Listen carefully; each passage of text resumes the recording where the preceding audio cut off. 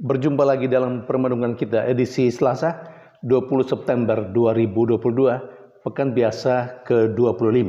Hari ini peringatan Santo Andreas Kim Tae-jon, Imam, dan Paulus Chong Ha-sang dengan kawan-kawannya, para martir Korea.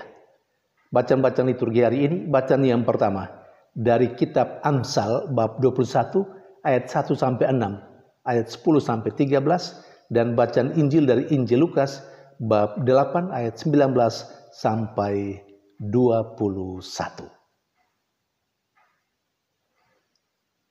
Peringatan para martir Korea, yakni Andreas Kim Tae-jon, Imam, dan Paulus Chong Ha-sang dengan kawan-kawannya, mengungkapkan kepada kita semua bahwa gereja umat Allah bertumbuh itu pertama-tama karena awam. Peringatan atau peristiwa yang berkenaan dengan kemartiran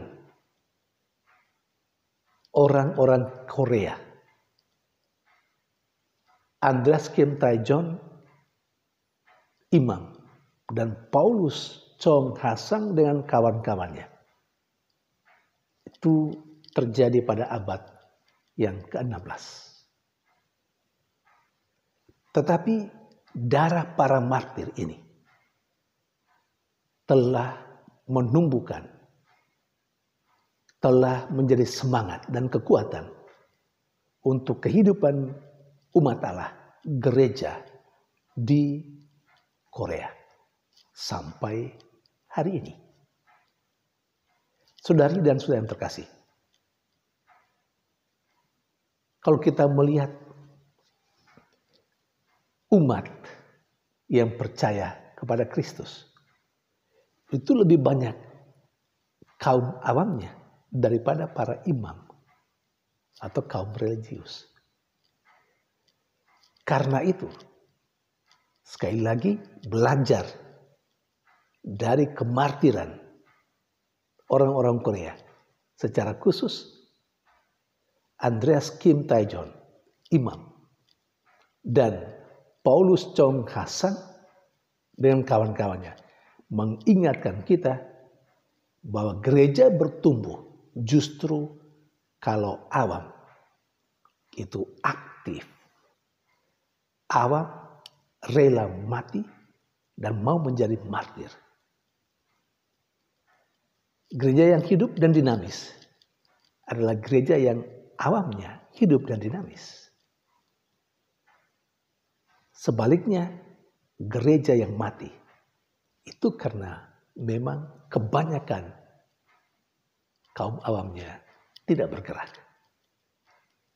statis, stagnan, tidak mau repot banyak. Bagi mereka yang penting misa setiap hari Minggu cukup.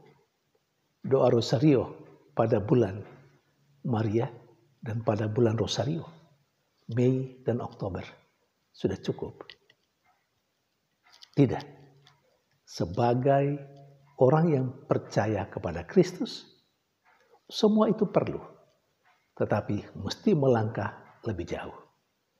Dan mari kita sebagai bagian yang terbesar dalam gereja umat Allah itu harus menjadi orang terdepan untuk kemajuan kehidupan gereja.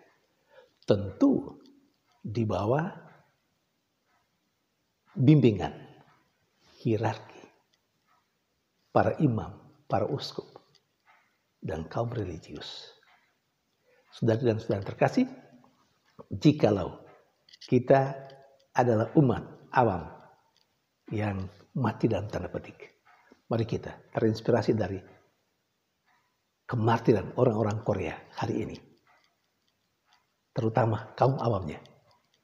Paulus Chong Ha-sang dengan kawan-kawan membangkitkan semangat kita untuk mulai berdinamika dalam kehidupan gereja. Sementara dari bacaan yang pertama hari ini, kepada kita diingatkan untuk hidup menurut kehendak Tuhan. Jangan sombong. Boleh saja orang menganggap dirinya luar biasa, hebat, tetapi Tuhan, menurut kitab Amsal, bacaan pertama hari ini, Tuhan tahu hatinya seperti apa.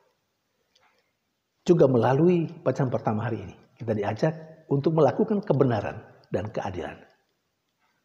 Kita melakukan kebenaran dan keadilan. Kalau kita mau memperkaya diri, silakan. Tetapi lakukanlah itu, raihlah itu dalam kebenaran dan keadilan. Jangan sampai dengan berdusta.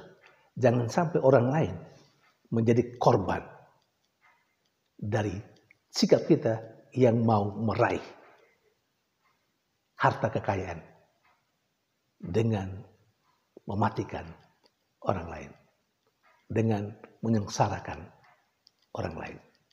Jangan.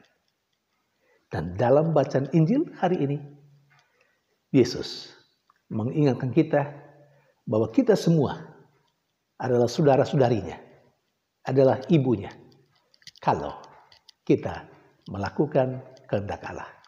Kalau kita mendengarkan sabdanya dan melakukannya. Itu kriteria siapapun yang bisa membuat dia menjadi saudari-saudara ibu dari Yesus. Yesus dalam hal ini membuka kesempatan kepada siapapun boleh menjadi saudaranya, boleh menjadi ibunya, ibu Yesus, saudara-saudari Yesus, dengan catatan harus melakukan kehendak Allah. Saudari dan saudara terkasih, kita biasa menyebut diri kita sebagai sahabat Yesus, atau Yesus menyebut diri kita adalah sahabatnya. Tetapi apakah kita telah memenuhi kriteria tadi? Mari kita jadikan apa yang dikatakan Yesus dalam bacaan Injil hari ini sebagai inspirasi bagi kita untuk terus menata kehidupan kita menjadi saudari-saudara Yesus sesuai dengan kriteria yang diberikan oleh Yesus. Tuhan memberkati.